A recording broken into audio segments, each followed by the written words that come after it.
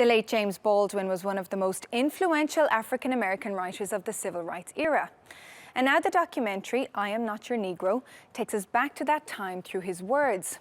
For the film's director, Raoul Peck, it's an opportunity to discuss the continuing struggles for equality in America.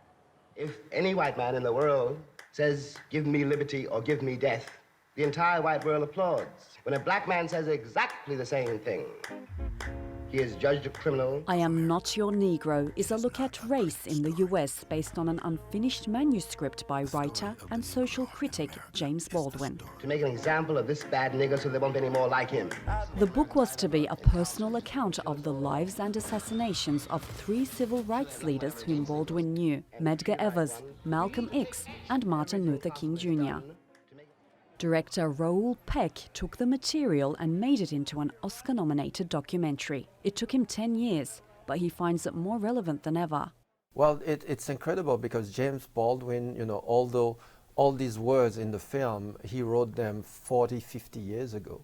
But we feel as if he sat down this morning and wrote them down. It's incredible because his analysis of this country, his description, his knowledge of this country is rooted in something very fundamental, because that's what he tried to do, how to explain this so-called dream that is not a dream for everybody.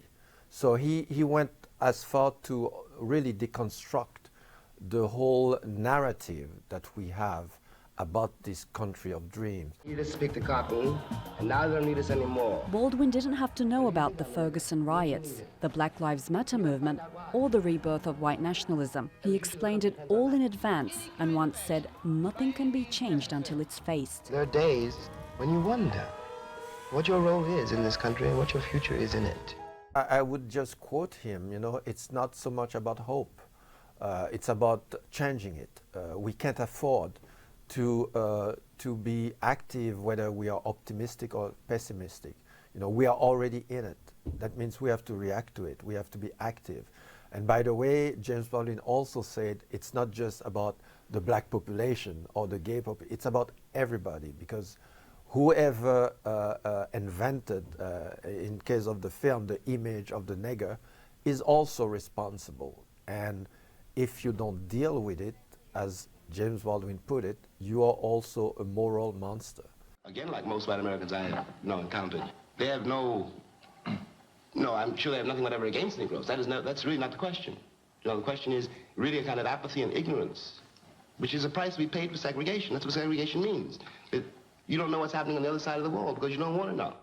I Am Not Your Negro may seem like it focuses on one man, but it's actually the portrait of a nation. The white population of this country has got to ask itself, is why it was necessary to have a nigger in the first place. Because I'm not a nigger, I'm a man.